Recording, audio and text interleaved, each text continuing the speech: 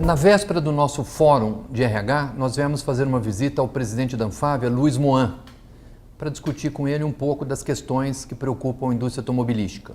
Mohan, muito obrigado por nos receber. Prazer imenso estar aqui. Inicialmente, bom dia a todos. É um prazer enorme participar, mesmo que por vídeo, dessa terceiro fórum de RH. É um assunto extremamente quente ou extremamente oportuno para que possamos discutir os desafios da área de RH. Mohan, para a gente começar a nossa conversa, eu queria entender um pouco qual é a tua previsão para o comportamento do mercado automotivo esse ano, pensando em produção de veículos, vendas e exportações. Vai ser um ano muito difícil ou apenas difícil?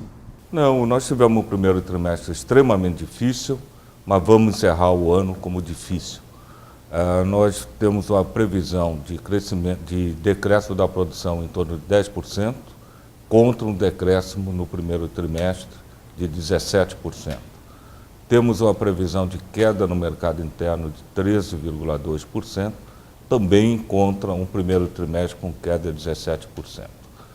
O que isso significa? Que nós, nos próximos 9 meses, em média, nós teremos que vender e produzir mais do que produzimos e vendemos nesses primeiros 3 meses. Mas, de qualquer forma, vai ser o segundo ano consecutivo de queda, tanto em mercado interno como em produção. Portanto, um ano extremamente difícil. Quanto às exportações, nós temos uma previsão de um crescimento de 1%, contra um número bastante positivo nesse primeiro trimestre de crescimento de 6,3%. Nós não fizemos a revisão das exportações ainda, tendo em vista ainda que é um quadro extremamente difícil, dada a volatilidade do dólar, dada a necessidade de nós terminarmos de assinar alguns acordos, de aprofundarmos outros. Então, mas eu acredito que no meio do ano a gente já tem uma visão melhor quanto às exportações. Ninguém duvida que nós vamos passar por uma fase agora ainda de desaquecimento. As montadoras hoje têm feito demissões, tem havido programas de demissão voluntária, tem havido afastamentos dentro da legislação e dentro de todo esse clima nós temos ainda a preocupação com o excesso de capacidade de produção nas empresas, um pouco de estoque em excesso. Como é que você encara dentro desse cenário o comportamento do mercado de trabalho em 2015? Bem, é fato inegável que nós temos hoje um excedente de pessoal nas nossas fábricas, não há dúvida quanto a isso. Todas as empresas têm procurado ao máximo a preservação do nível de emprego.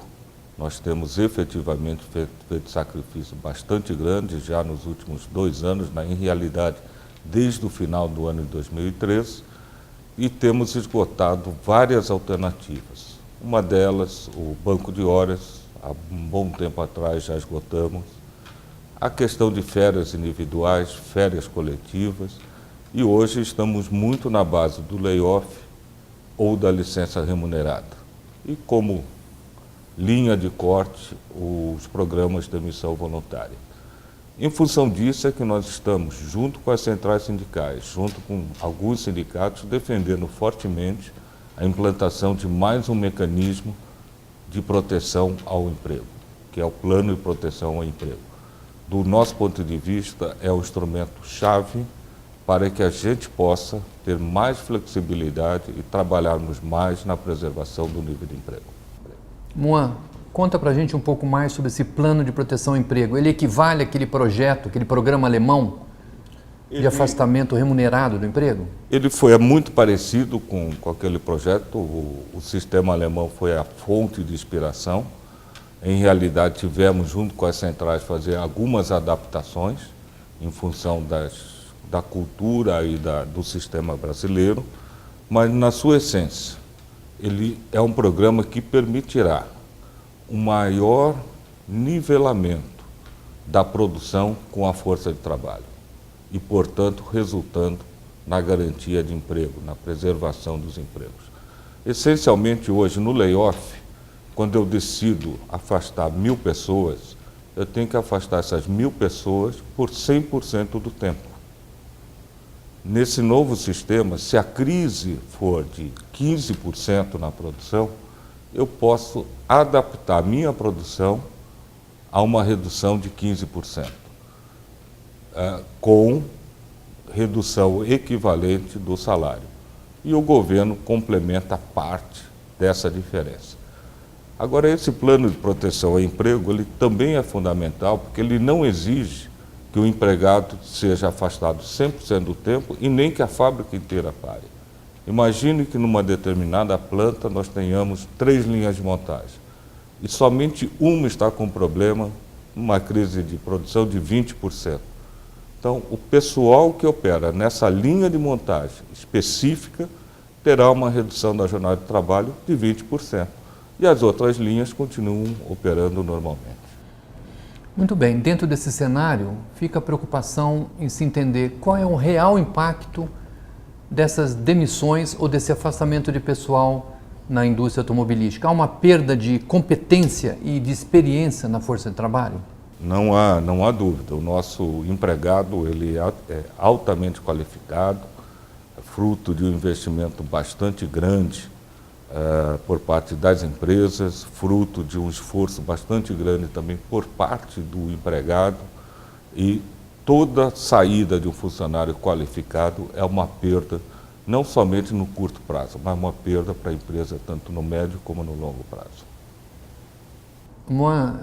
Hoje existe uma preocupação grande em se chegar a um entendimento sobre esse programa de terceirização de serviços na indústria, enfim, em todas as atividades no país. O programa foi aprovado na forma de um projeto de lei na Câmara dos Deputados, vai ao Senado, né? É um projeto de 2004, já se estende há muito tempo, e ele procura regulamentar como é que se vai proceder à terceirização de atividade meio ou atividade fim na indústria, por exemplo. Eu queria entender um pouco como acontece essa terceirização na indústria automobilística e como a Anfávia encara esse projeto de lei. Bem, vou começar pelo final, Paulo. Nós apoiamos o projeto de terceirização da maneira que está, principalmente por um fator. Ele gera segurança jurídica para o investimento, para a empresa e para o próprio trabalhador. Então, acho que esse é o fator fundamental. É um projeto perfeito? Eu diria que não. Existem alguns pontos que nós, se pudéssemos, faríamos uma alteração. Mas entendemos que o grande benefício é efetivamente a segurança jurídica. Usualmente nas nossas empresas, nós utilizamos as empresas prestadoras de serviço, fazemos a terceirização em atividades como segurança, assistência médica, realmente pelo que se diz hoje que é a parte legal. Eu não acredito numa grande onda de terceirização no nosso setor. Eu acho que ainda nós precisamos ter o nosso próprio trabalhador, por exemplo, na linha de montagem. A tendência das empresas é de manter um quadro de efetivo de pessoal. Agora, em algumas outras áreas, por exemplo, nós podemos estender e buscando ganhos de competitividade. Por exemplo, um projeto específico de uma engenharia que você necessite de um especialista. É óbvio que nós vamos buscar esse profissional, nós vamos buscar esse serviço de uma forma terceirizada. Mas eu acho que, como regra geral, nós vamos manter a terceirização praticamente nas mesmas atividades de hoje. Ok, Moa, muito obrigado pela gentileza de nos receber. Esse vai ser o tema também comum aqui no nosso programa de palestras e debates, discutir a terceirização e o impacto na indústria automobilística. Muito obrigado. Eu que agradeço e espero que o terceiro fórum seja um sucesso como foi o segundo e como foi o primeiro.